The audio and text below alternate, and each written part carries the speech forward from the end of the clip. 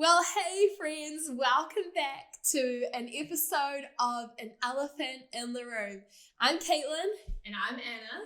And we're here today just to have a little chat about what are the big issues that we are navigating as people of faith, as followers of Jesus in our culture, in our society at this time. Yeah, and there are so many, can I just say? Yeah. Like, it's so easy to come up with a list of things that are hard. So I'm really looking forward to tackling this one today. I think this one that we're going to address is something that's very personal to both of us. For sure. And something that I think is ever growing in the culture. And so I'm really excited to have a good yarn about it. Yeah, well, we won't keep you in suspense for much longer. So the topic that we're going to focus on today is hurry. Hurry. Something that, like, I remember the first time hearing about, like, hurry in, like, culture. I didn't really understand what people meant by it, because I was like, what do you want about, like, hurry? Like, I think I'm a relaxed person. Like, I'm pretty chill. But the more I've, like, looked into it, the more I realized, yikes, this girl likes to hurry. I don't know about you, Caitlin, but that's definitely my experience. Oh, for sure. Like, I feel like I've had quite a few people call me a busybody in the past. So it's something that is very personal as well, and just something that I'm actively trying to figure out is how we live in this world where hurry is very much idolized and it's part of our culture. Yeah. And for long, I was just thinking, as we like have this conversation, do we need to like speak in slow-mo to really like make a point? Maybe. We give it a try. Do you want to like start this first question off in slow-mo? Right? Oh no, I've thrown myself under the bus. Can you do it? Okay. What? Oh no, I feel silly. Okay. Never mind. So, Anna, what does it mean to hurry in the 21st century? Oh, I automatically go to like, from like a female's perspective, like as a young woman, when I think of hurry, I think of like girl boss. And not saying girl boss is a negative thing, but I mean like in terms of like the hustle culture we have where like, you know, as young women, we got to like hustle our way to the top. We got to climb that ladder. We got to push people over. I don't know. That's like what first comes to mind. Very much like this fast-paced chase for success.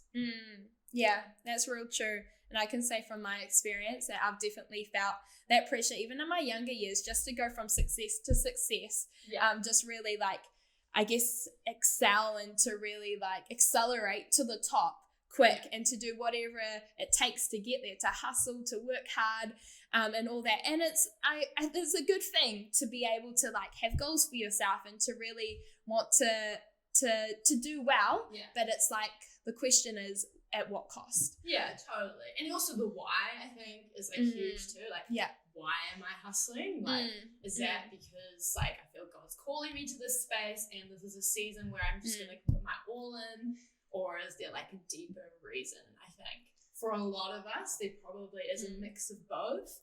But I think also like another way, like maybe a bit more like personal, not necessarily like in your workplace or in your sport or in your studies, but like the social media world, I think, has also increased like our need for hurry in terms of the way that we spend so much time on it.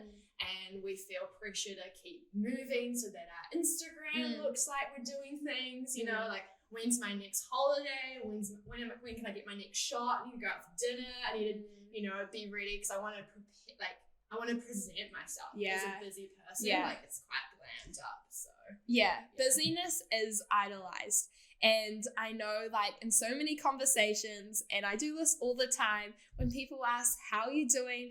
It's always like, I'm busy. And then people like, oh wow, like good on you. And you know, we see busyness as like as a good thing, and like someone's doing well if they're busy, and there is that pressure to have like a full schedule. And if you have a moment when you've got a blank in your diary, it's like, you know, what do you do with yourself thing as well, because you're so like immune and so adjusted to living this like fast paced life and trying to keep up with the rat race. So true. Like I remember when I first moved out of home, right? And like when you're at home, you're like in this comfortable space where like if you go home and there's like you're happy to just chill on the couch with your like your family or your siblings and just like take life slowly.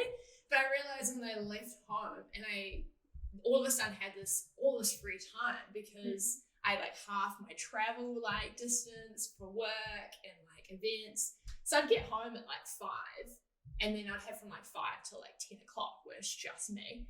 And I like stressed out. I was like, I have so much like spare time, and like I remember like being like panically trying to fill my calendar, like I'm gonna go do this, I'm gonna go do that, I'm gonna go hang out with these people, I'm gonna start up serving more, which like all great things in itself. For sure. But I think it was more like this, like I can't have a dull moment on my own because I feel guilty or I feel like FOMO. Like, there's a whole lot of emotion. I think like there's this urgency in us to like keep ourselves busy. Yeah, culture has conditioned us to feel like we need to be hurrying all the time. And I remember that time in your life, like you were very flustered, you were uncomfortable, you couldn't sit still, but you've come a fair way since. Oh, thank you so much, Caitlin. I appreciate that, you know. We're living, we're learning, we're growing up, you know. Yeah, that's the one. Maturing. And I guess like that comes down to the question behind like both of our stories, but then I imagine a lot of you listening as well. It's like, why do we have such a huge desire to hurry? Because yes, it is cultural and we pick it up from those around us, but there's also something innate, I think, within each and every one of us where we have this, like we struggle with the slow life. We struggle with just rest, maybe that solitude, peace. We are rushed to like keeping ourselves active. Why is that? Well, I think there's a couple of things that could be going on. Firstly, I would say that we have, in this cultural moment, idolized hurry and busyness. And so with that, having like a life where you are constantly on the go, that comes with like the status symbol, you know, is something that is idolized and people look up to. And then there's also the other thing of just in that space, as you've already touched on, is that when you actually do sit still, people are confronted with what's really going on. Like and as we live in this hurry moment, it's like we're so used to avoiding our emotions, whether that be good or bad, but especially negative emotions. Like we leave our souls unattended, and that can be a dangerous place to be because eventually it's all going to come out. So that's, I guess, a couple of reasons why. I relate to like both of those. I think it's either it comes out right, or you just continue to suppress it, and actually like that puts on more and more baggage. And I totally get that. I think like another one, like something I also relate to, is like that whole thing of FOMO, right? Like we don't want to miss out. Like what if that awesome opportunity comes up, or like if I don't go to that party, does that mean like I'm gonna miss out on relationships or like a good night? And like this desire that the grass is always green. Like, we need to be chasing like for happiness. I don't know. I think that's also like a huge one. Yeah. And that's for everyone, but it may be more relatable for the extroverts out there too. As an introvert, I do appreciate a little bit of like downtime. But you know, you party goers, I know you froth that.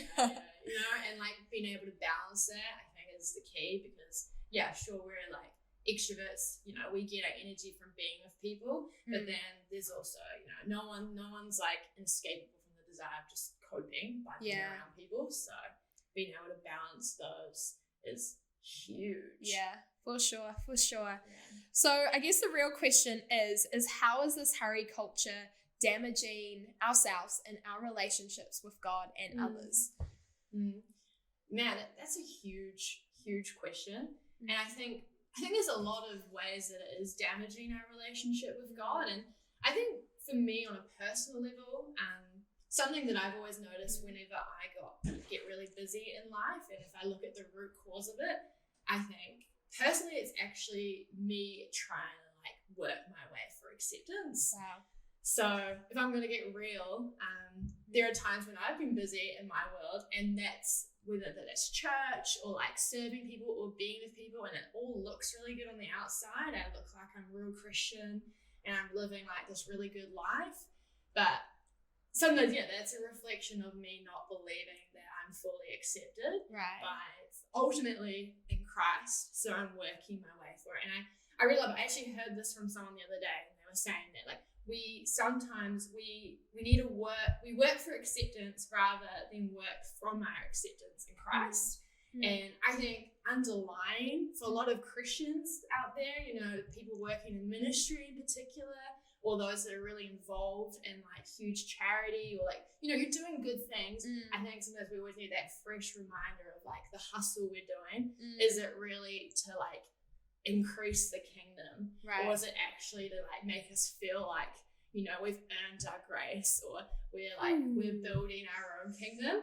And like that's a bit heavy, but I think it's real personal for myself that I need to keep myself in check with. And that damages my relationship with God, because I no longer like rely on his grace. I don't think it's sufficient for me. I think I'm earning my way in. And I actually lose this intimacy of relationship that I could have had with him. So wow. That's super thought-provoking and also convicting. I feel you on that one. But another thing that I guess I would say from like my personal experience and journey too is that just this hurry culture can make our faith become superficial and tokenistic, and that you're actually like hollow inside because you're not taking the time to invest in relationship with God. And I love what John Mark Comer says, and that is attention is the beginning of devotion. So like if we are wanting to really like live our lives in tune with God, we need to create time and space for him. We can't just keep rushing around and living distracted, busy body lives, but we need to take the time to be still and to be able to be in tune with God. And so I know for me that's something that like I wrestle with a bit, just because I like to be active, I like to be on the go. But it's so important, and it's fundamental, in fact, that we as followers of Jesus actually take a time out. And I know like prayer is one of the most powerful tools that we have as followers of Jesus. And that's something that, it takes a time, it takes our attention, our devotion to be able to turn to God and to not do things in our own strength, but to be able to say, hey, God, I need you right now to talk, to converse, to commune with God, and to lean into his strength and his understanding. Yeah, so good. I love that. Distraction. Like hurry is the distraction from relationship and like the beauty we have with God. And I think that's true. It's like sometimes it's like, would I rather go to that work do, or go to the gym, or go to read a book rather than spend time with God? I think we're all going to have those options out there, but what we go to ultimately reflects our priorities. And sometimes just even the temptations we have, like it is tricky, but we need to set that foundation. Like, what are we going to do? What is the number one priority in our busy lives? What do we put first? And I love that. So good. Yeah.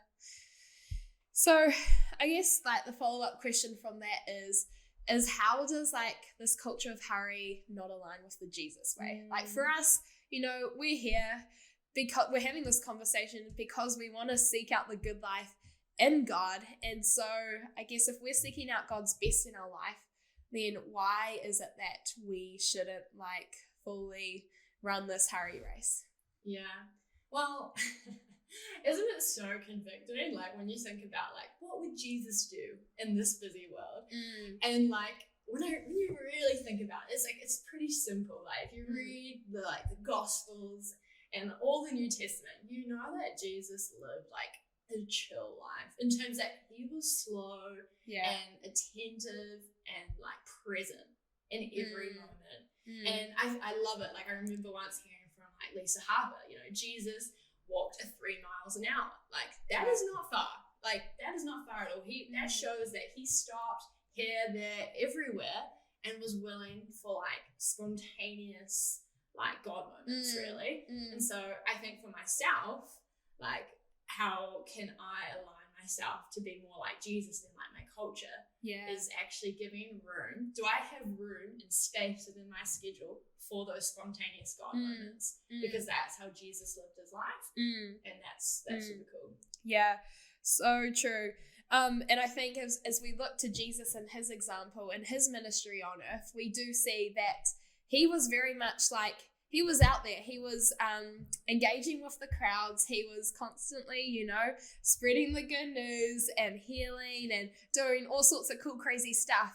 But he was very intentional about taking that time aside to go up to the mountains or wherever it was to actually pray, to have a break from the crowds and to draw into the strength of his Father. And that's how he was empowered.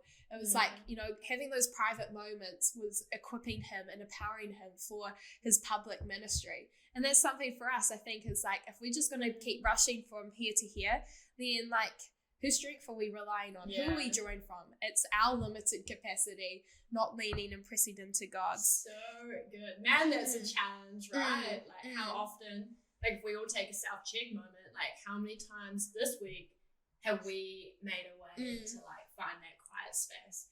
Yeah, I know for some, like for myself as an extrovert, you don't want to blame it on that, but like sometimes it's very easy to. But how often do I do that? I know that's something I've had to confront. And like actually recently put into practice to not just like have a quiet time with God, but I love how like Jesus, he physically removed himself from the hustle. Like he went into the wilderness or he went to the garden and he spent time with God. And I know for myself, I've actually had to put in a few rhythms where I've removed myself from my household to a beach or to a park or to a local cafe, which I really love. And actually put out a few hours where I'm like, all right, God, this is me and you. Like, no distraction. I've got no one else I'm seeing today. And it's just, let's hang out, It's been so good. Yeah, I feel you on that one. And just another thing, like, I know that we recently shared something on our gram, a write-up from a guest writer, about, like, the Good Samaritan story and how there was a Levite, is that what they call it? Yeah. Levite, okay. Levite, like a priest, that they were walking by the guy who was left beaten up and in the ditch, and he was just left there stranded, and these guys just walked past. And there's a few, like, I guess, theories as to why they didn't stop, but one of those theories is that they were in a hurry, they were in a rush.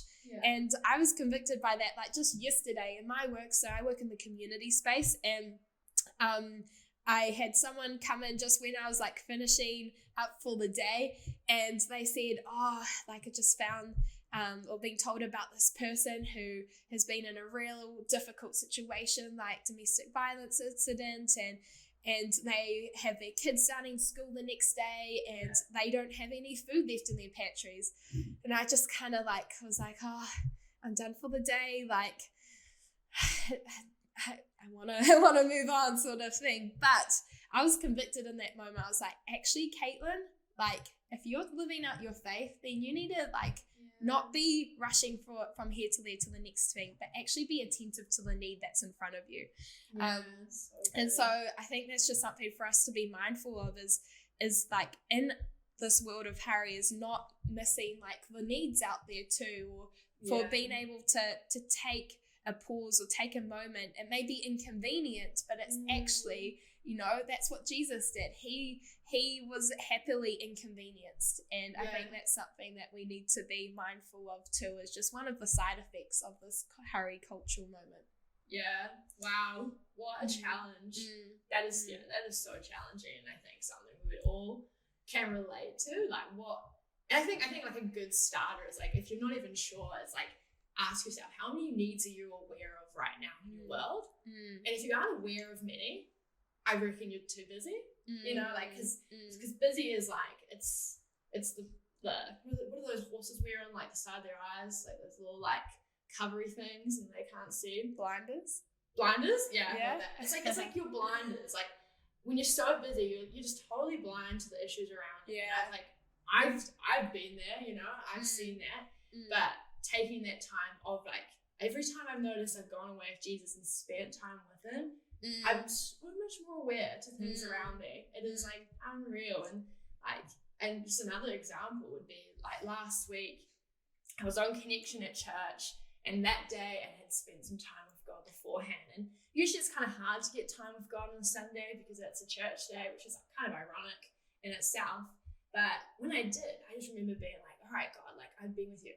Open my eyes. Wow. And there was this lady at church. I hadn't seen her in months. Maybe like two years ago, we had a bit of a relationship going, and I hadn't seen her in a while. And then God kind of just like pointed her out to me. And for me, who's bad with names, usually I'm like, oh no, like I don't remember her name. But her name came to me like straight away. And I remember going over and talking to her and just having this beautiful conversation. And then later, like as she was leaving, she's like, thank you so much, like for remembering me. Wow. You know? And in the busy of life, I don't think I would have noticed that. But it was God's grace on me to take that time aside, but then actually like reach out to her. And I think, yeah, God just graces that. And that's not me, because naturally I would think I'm too busy. Yeah. But God, when you presence yourself with him and set time for him, he will open your eyes. I love that. Yeah. So cool. So good. Yeah, it's about being like actually having real relationships too, being able to be present and active and listening to people around us. Like that's important. Yeah. But just another like big question I'll throw out there is, like in the Bible we read a lot about the Sabbath, and we read in Genesis about how, you know, God created the world in 6 days, and on the seventh day he rested. In the New Testament as well, we read about like the Sabbath. So do you think the Sabbath is still relevant today? Oh yeah, not more so. It always is relevant. I think it's super relevant, but I don't think it's something we talk about that often, because it's so countercultural. Yeah. And I think even within like the Christian world, like we talk about like rest and it's important. But usually, like, rest just means, like, a good night's sleep, you know? Like, oh, I'll rest when I'm done. Like, oh, yeah, I get a few more hours sleep this weekend. That's great. I'll have a sleep in, you know? Like, I think that can be the way we tie to it. Or I'm going to go on holiday. So, like, I'm going to have that Sabbath time. And I think we've kind of lost, like, maybe the understanding what Sabbath means. It's not just, like, free time. It's not just a little bit of, like, a sleep in. But it's actually when we're told to cease or like stop, you know, and take time to meditate on what God has done for us. It's actually a time of thankfulness, a time of gratitude, an opportunity for God to pour into us. Yeah. And I guess I'm challenged by the thing too, like it's often easy to see like the Sabbath in a religious lens. So it's like, I'm going to abide by the Sabbath because, you know, of religiosity. It's, you know, it's a rule, it's a law. But actually, like, if you think about it, like, the Sabbath is a thing in the Bible because God made it for us. He knew that we needed the Sabbath, that we needed that time out to rest and to be restored and refueled by being in his presence. So I think that's just, like, a helpful way to view it, is that it's actually not, like, a religious thing that you do, but it's actually like a rhythm of life that actually sets us up well and sets us up well for living life to the full in God's plan. I think it's a real protection in this day and age. We're in a world of like so much hurry and so much fluster, and like if we're completely honest, it is quite hard to escape it. And I think since we live in a world of hurry, we need that protection to give us rest, especially from things like burnout. And like within church ministry, burnout is huge. Like it's impacted so many people, and like the workforce or university, like all these burnt out students. I remember feeling burnt out as a student, and like in the workplace as well. But like the Sabbath is actually a protection over us, and remembering our limitations, that we're not designed to go till we can't.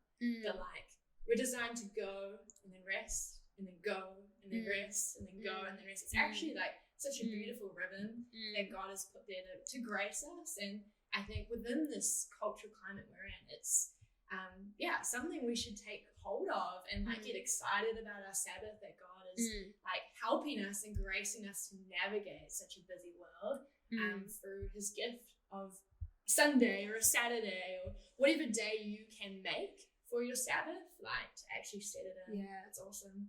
So true. And I'll just summarize that by, I just had it noted down here, that Sabbath is not a commandment we are bound to, it's a promise we are invited to enjoy. That it's a rest, it's an invitation for us to practice eternity in God's presence. I love that.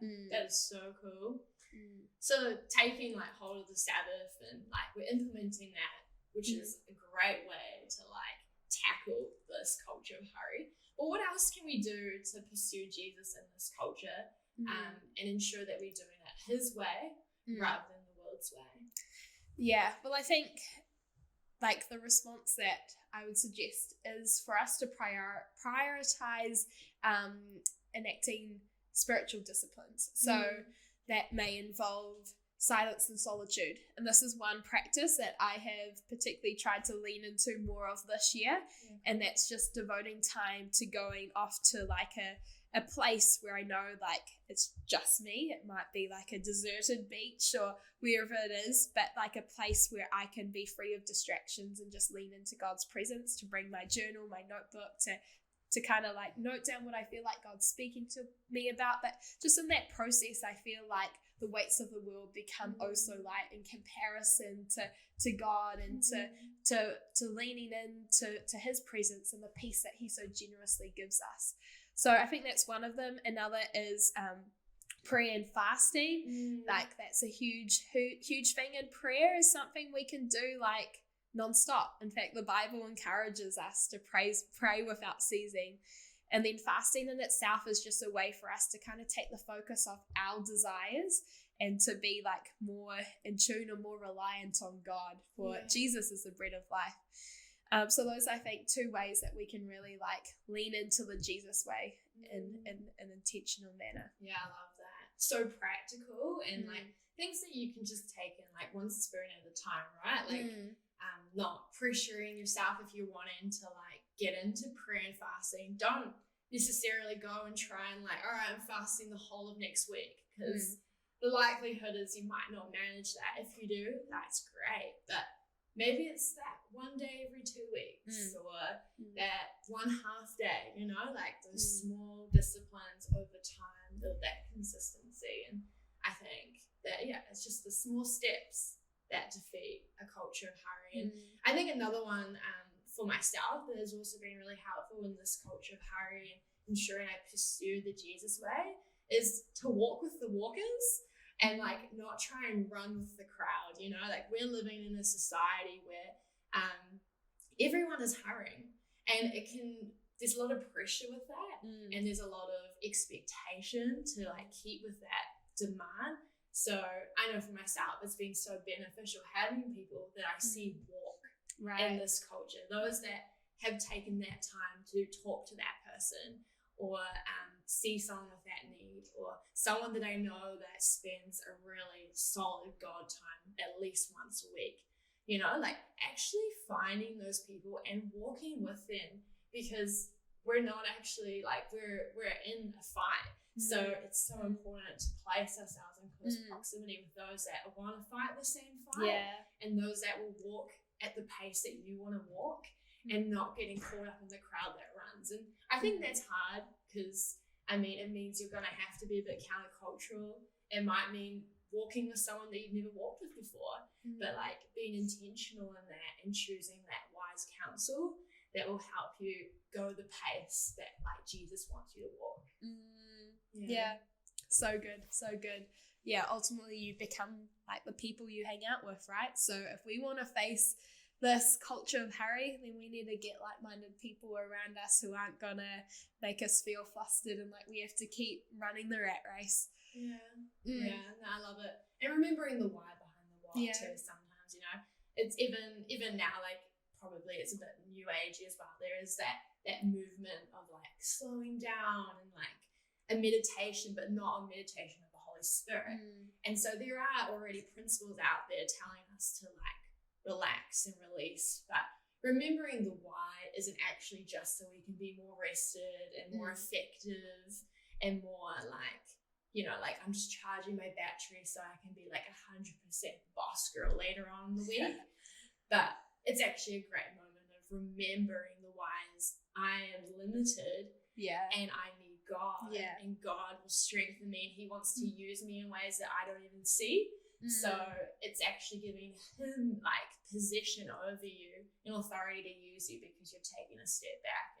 And I think when we remember that why, it's so much easier to like actually action out the slowing of the pace, which otherwise would be kind of hard, or maybe more but prideful of like, I'm holding back now, you know. Yeah. Wow. Yeah, that's profound. I like that. That's important to remember for sure. Yeah. Well, girls, friends, people out there,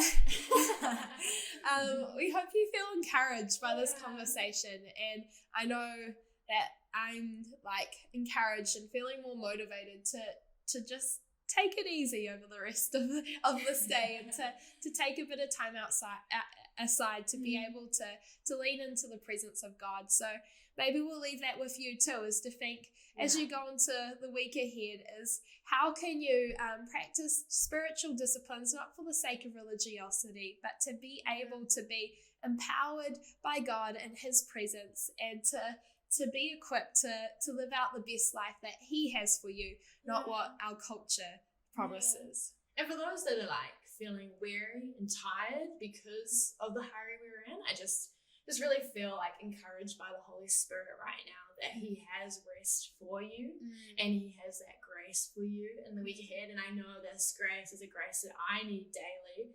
And so I just want to encourage, if there's anyone who's like been listening today to this podcast or video, just be encouraged that no matter how weary or tired you are, that his grace is enough and that he will walk with you as we journey this journey of slowing down, because it isn't going to be easy, but we're all doing it together and remembering that, you know, Christ is in the center and we can be confident in that. So it's really awesome.